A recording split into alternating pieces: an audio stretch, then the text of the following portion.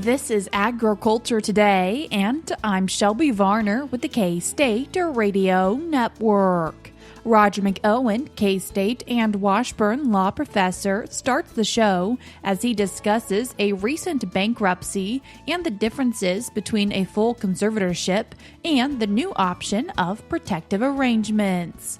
K-State beef systems specialist Emma Briggs keeps the show moving by explaining the importance of vitamin A for cattle and the issues a deficiency can cause. Concluding the show is part of the Beef Cattle Institute's Cattle Chat podcast with Brad White, Bob Larson, and Fred Gingrich as they highlight the American Association of Bovine Practitioners and the Academy of Veterinary Consultants. That and more is coming up ahead.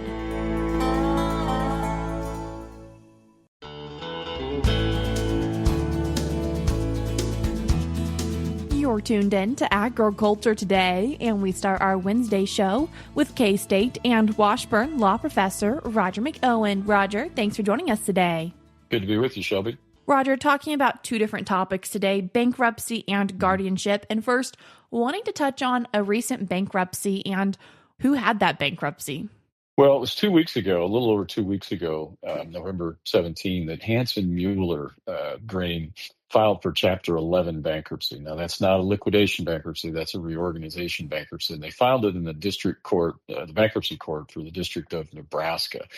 And that has implications for farmers because they have not only facilities in Nebraska, but they have significant operations in western Kansas. And there are a lot of farmers who are going to be affected by this. I was recently speaking in Fargo, North Dakota, and I learned that they have facilities up in North Dakota too. So this is more widespread than just the Omaha area, than just Kansas. It kind of stretches all over the place. What can a Kansas farmer be doing if they were doing business with Hansen-Mueller? Well, because they filed for bankruptcy protection, they are currently legally prevented from paying their past debts without court permission. So there was a settlement that was announced, and we may have had people that are listening that have heard about that in the news regarding payments to farmers. That was specific to Nebraska, their Nebraska state licensure, and it likely doesn't apply to Kansas growers automatically. So the immediate thing, if Kansas farmers haven't done this already, they need to do some things to protect their financial interest. And one of those, I would start with this. If they delivered grain within 20 days before the bankruptcy filing, so that'd be basically October 28 up till the date of bankruptcy filing on November 17, then that portion of the debt may get what we call in bankruptcy administrative priority. And that means it gets paid in full before the other old debts. And the bankruptcy code also gives farmers a priority claim. It's not much, but it is there. It's some for $8,450 per individual. And then the rest of your debt that you're owed above that amount is general unsecured. So you'd be a general unsecured creditor. You get in line. You'd get paid, if at all, after they're secured creditors. And so farmers are going to have to file a proof of claim, and they're going to have to specifically separate the value of the grain delivered in that final 20-day window, if any, to maximize their recovery. Anything farmers can be doing for maybe other businesses or any way to ever avoid this in the future? Well, one of the things that, from a tax planning standpoint, that farmers like to do, and it's a great strategy and it works for a lot of farmers, is to sell grain on a deferred payment contract. Well, if you do that, you always have to remember that unless you use some type of escrow account or letter of credit, you're going to be an unsecured creditor of the buyer. And what that means is, after delivery and before you get paid, you're unsecured. And so if the buyer files, in this instance, bankruptcy, that means you're going to go to the back of the line. So you want to be able to have a backstop in there if you get into deferred grain sales. You don't want to do all of your crops on deferred grain sales. You want to use it as part of your overall tax planning and marketing strategy. But always be aware that there's this risk that's out there if your buyer goes belly up before you get paid. And something else we want to talk about today, guardianships, and a change is coming for Kansas. And what is that change? Well, that's right, Shelby. We've got a change that's going to take effect January 1 of 2026. And this is the Kansas Guardianship, Conservatorship, and Other Protective Arrangements Act. I'll just call it the Act for our purposes of our discussion today. And what that does is establish a protective arrangement, which is a very highly specific limited court order. And what the statute does regarding the powers granted under that arrangement is in a new section. We call it Section 121 of the Act. And that's really where the core element of this is. And that deals with a court's authority to establish a separate protective arrangement instead of a conservatorship. So I think it has these protective arrangements, and I probably should go into a little bit more discussion of what those are. It's different than a conservatorship, and I think they'll have some implications with respect to farmers and ranchers and other types of agricultural contractual business relationships. Can you explain to us a little bit more about what a protective arrangement is and some scenarios it could be used in? It's deemed to be, at least it's thought that it's going to be a less restrictive alternative to a full conservatorship. And so we think of a conservatorship, it often comes up with respect to older people, elderly people, but not necessarily exclusively. It applies to someone who can't effectively make decisions and take care of themselves. And they don't have any type of document in place, such as a power of attorney that names someone as an agent to make business decisions on their behalf. So a court can appoint someone to be the conservator over that person. What this does is really kind of change that. We're moving to a protective arrangement. Now, the authority for a court to issue a protective arrangement for somebody's property is derived from the court's general jurisdiction to protect financial interests of the individual. So we want to think of it kind of like a power of attorney in that instance. If I have a power of attorney where I'm the agent that somebody has designated me as agent, then I can take care of their property for them. I can handle their business decisions for them. I can deal with IRS and the state. I can do all types of business transactions.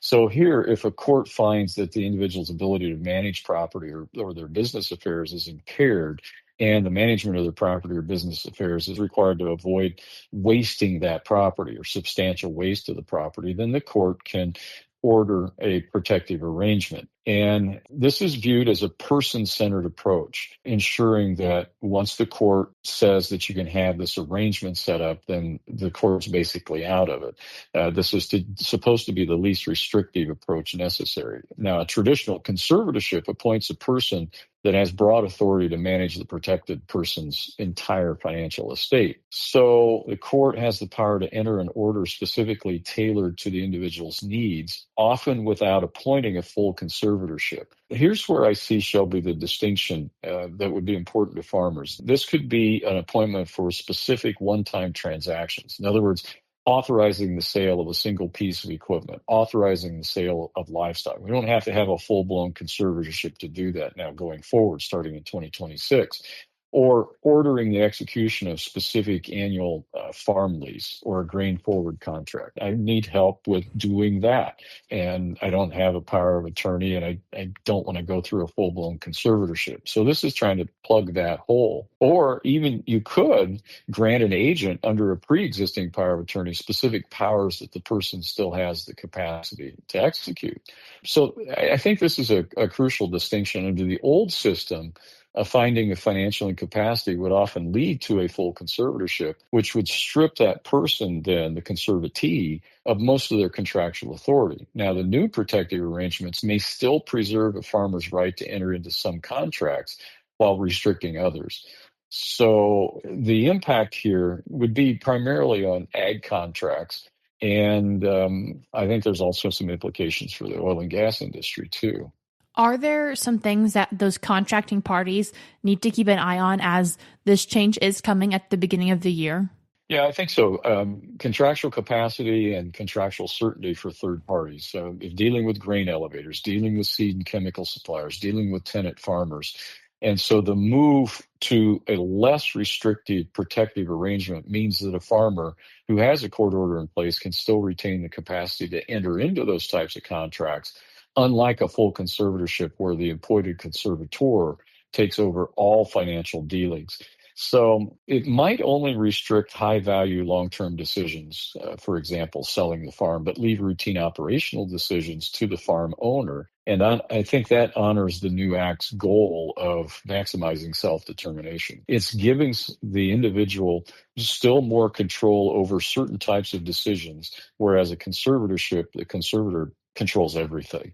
That's the easiest way for me to explain to people what this change is going to mean. But also it comes with increased due diligence. For example, if I'm a farmer with a protective arrangement, I might be authorized to sign all contracts, let's say up to $500,000. Well, a grain elevator that enters into a forward contract would need court approval, or the contract might be deemed voidable. So the third parties are going to have to be more diligent to understand what type of order might be out there with respect to the people they're dealing with. Is it potential then that also producers would need to pay attention to when they're leasing land from people to make sure they're talking to the right person to sign that paperwork? Yeah, right. That's another example of the due diligence that's going to be on third parties.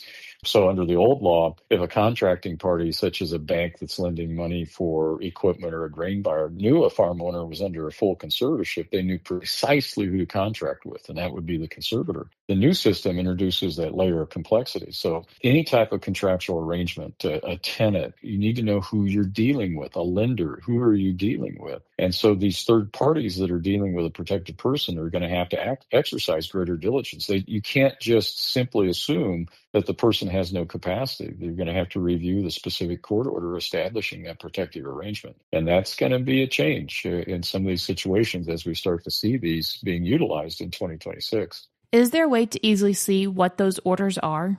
I would say anytime a third party has any type of question that there might be some type of arrangement in place, they do need to check the Kansas court system's database to determine if there is some type of conservatorship or, in this instance, protective arrangement in place. And that's going to be important, and it'll be even more important when we get to 2026. That was K-State and Washburn law professor Roger McEowen. We're cutting to a short break now, but stick around because we have more for you up ahead.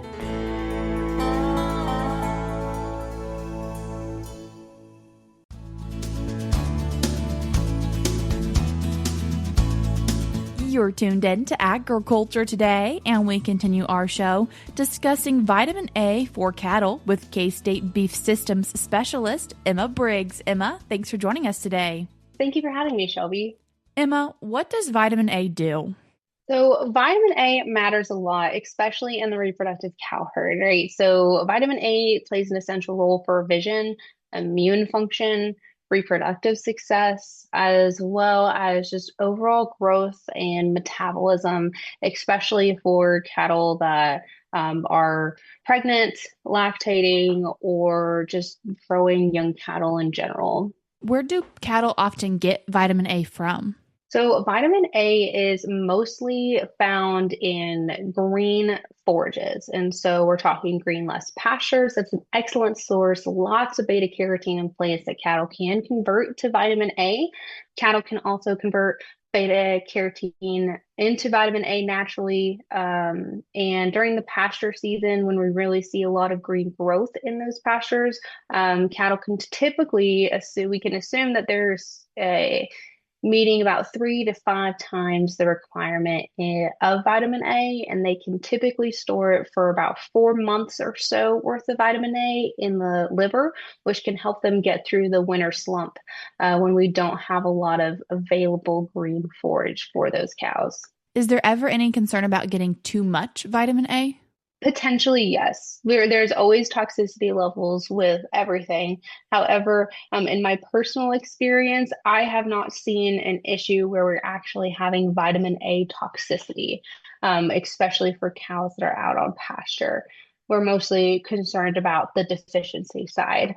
And we'll talk a little bit more about reproduction, but first, you mentioned vision. So when you see a deficiency in vitamin A, is that them going blind, having more concerns with pink eye, or what does the vision for a vitamin A deficiency mean? It's more on the blindness side, so what we'd call kind of like night blindness, right? And so cows just have a hard trouble seeing.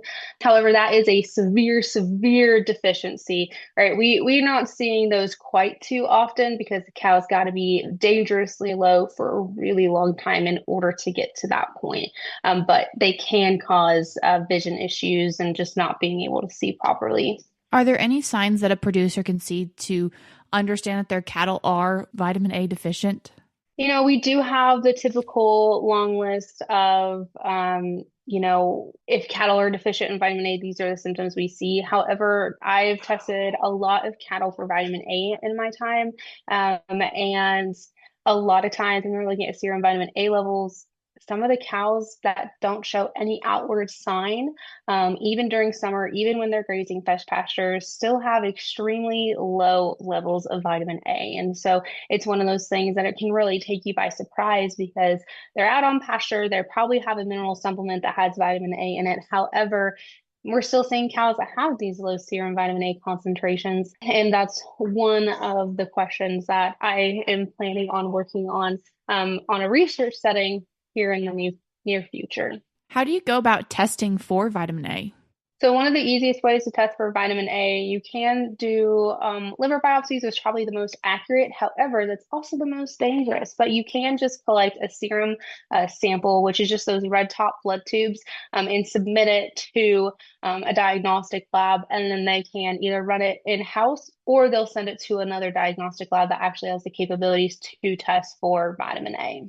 You mentioned that a lot of times cattle get their vitamin A during their times they're on green, lush pastures. So as we're entering winter and things are looking a lot more brown than they are green, how can they still get that vitamin A?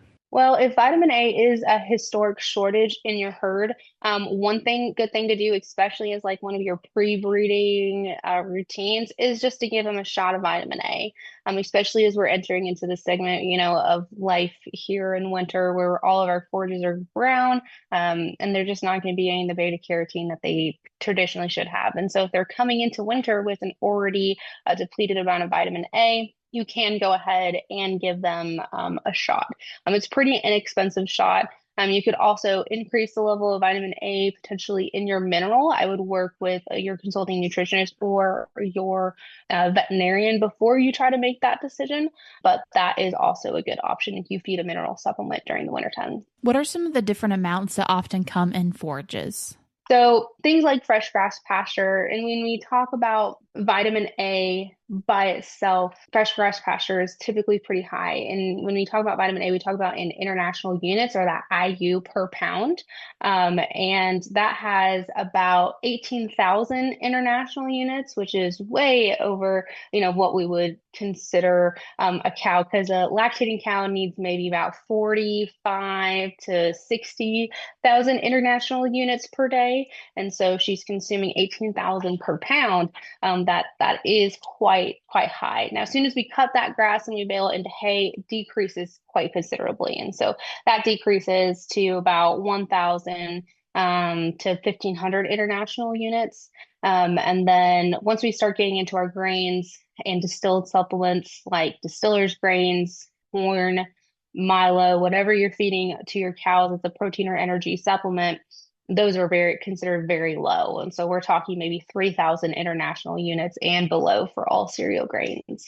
Do you see a difference in quality of that 18,000 international units with forage that's coming from maybe Eastern Kansas versus Western Kansas, or in your case where you've done a lot of research, Oklahoma?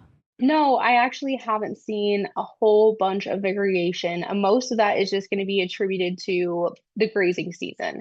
Are you in a place that has a lot of cool season and warm season opportunity where cows just have a lot more green grass available to them? Or if you're running a really tight, warm season only, it just really depends on your weather, the rain, and that opportunity. So I think it's more related to green grass grazing season rather than necessarily different types of forage. What impact have you seen this deficiency have when it comes to reproduction for cattle? So I have seen some tendencies from my work in Oklahoma, just looking at maybe just not as good reproductive efficiency. Some of these cows aren't bringing back, especially to that time day eye. And then seeing herd immunity, and then mostly calf rigor is, where I kind of hit this vitamin A tract, is just seeing some calves that just don't get up and they just kind of have this lackluster attitude. They're not getting colostrum within the first 30 minutes. And then linking that back to, well, these cows have a severe vitamin A deficiency. Is this the reason that we're seeing this calf vigor, which is part of a further research question that we're going to be diving into. If people are starting calving season and their first few calves look to be having what could be a vitamin A deficiency, if they were to give their other cattle a shot, is that a quick enough, or does it take a while to go through their system?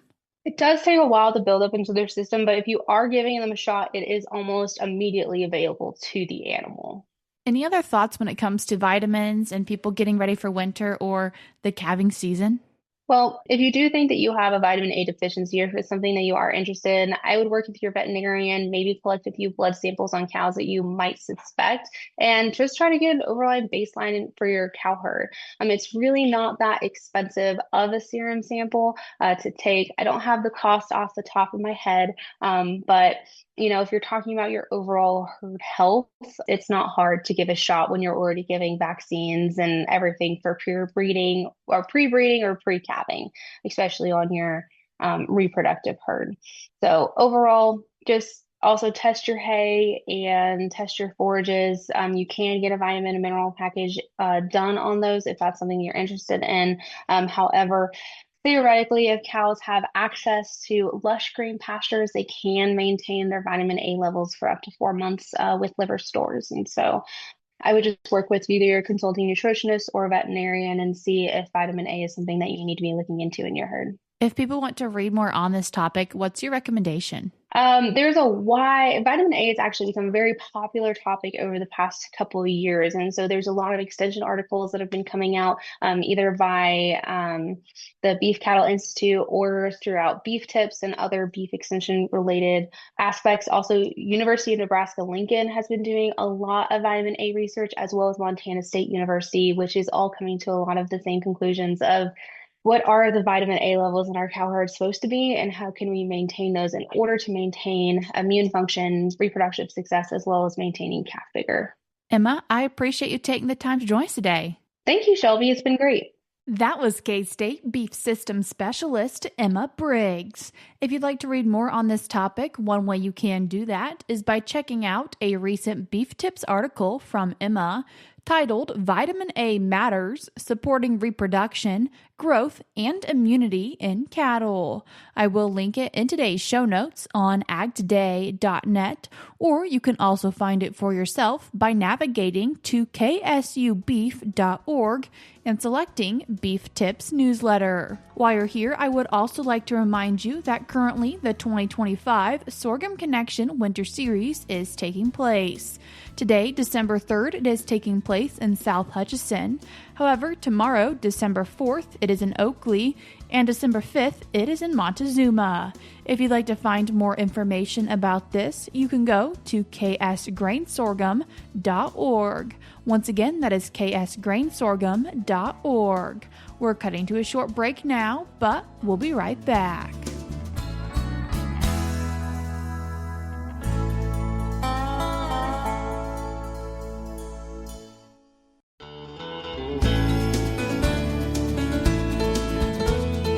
You're tuned back into Agriculture Today, and we conclude our show with part of a Beef Cattle Institute Cattle Chat podcast with Brad White, Bob Larson, and special guest Fred Gingrich. Who are the AABP members? Where do they come from? How many are there? And then, Bob, I'm going to ask you the same thing on ABC. You betcha. So AABP, we are in our 60th year as a veterinary association, and we are an international group primarily based in the U.S. and Canada, and we are over 4,000 members of veterinarians, veterinary technicians, and veterinary students. And our primary mission is continuing education, but we also give out grants through our foundation, as well as support advocacy efforts for cattle veterinarians and also for producers. Bob? Yeah, so the Academy of Veterinary Consultants, the AVC, is a little bit smaller organization. We have about 800 or 900 members, including some student members. It's almost as old as the AABP, but not quite. We just celebrated our 50th year a couple of years ago. And this organization actually started very small with a group kind of as the feedlot industry was in its infancy and beginning. The other part of that grew along with it was veterinarians that were consulting with the feedlot industry. And so it was a pretty small group of people that started getting together saying this is a specific, unique aspect of veterinary medicine, consulting for feedlots, trying to learn on the go how to manage these operations and provide good animal health advice. And then it's grown from that time. And so now, although we do try to maintain our focus on feedlot medicine, a lot of our members and a lot of our topics also deal with stocker cattle and cow-calf production as well. And, both AVC and the AABP, we try to partner as much as we can. Food and animal veterinary medicine is a pretty small group of veterinarians compared to all veterinarians. And so it's really important that our two organizations work together real well, and we have. And that's been a pleasure working with Fred, and most of our members at the AVC are also members of the AABP because there's some real synergy between the two organizations. You both mentioned students. Do you see the same, because in professional organizations, there's been questions about if we have an aging population of veterinarians, do we see new members coming in? Do you see a slowdown? Do you see people coming out, getting out of school and being just as involved as they once were? Or what do you see?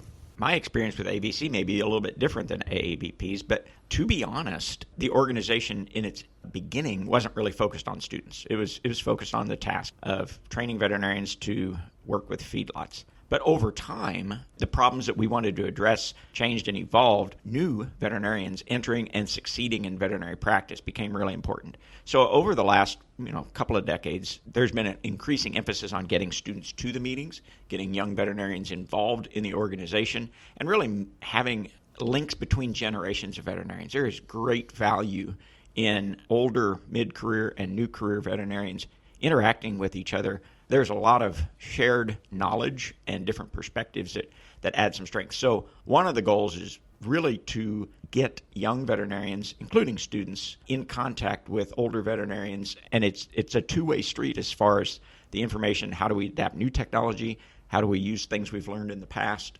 All of those things are increasingly important. So what I see is an increasing emphasis on young veterinarians in our organization. And I know the same is true for AABP, but they've probably been working at it even longer than we have. Certainly engaging that next generation of bovine veterinarian is incredibly important to, the entire profession. And I think one of the things, just echoing on what Bob said, is that getting those students to come to the meetings and participate is important, because what we really want to do is show them what bovine practice is about. If you look at the student body population in general in the U.S. and Canada, very few come from a rural background, and very few, express an interest in rural bovine or mixed animal practice. And so I think it's imperative for us as organizations, the AVC and the AABP, to show them this is what rural bovine practice is. And that includes the good, the bad, and the ugly, right? And we want to prepare them and show them that this is a great career. We certainly have challenges, but it's a great career option. And I think that's an opportunity that both of our organizations have focused on. That's what we have for you today on Agriculture Today, but we'll be back with more for you tomorrow.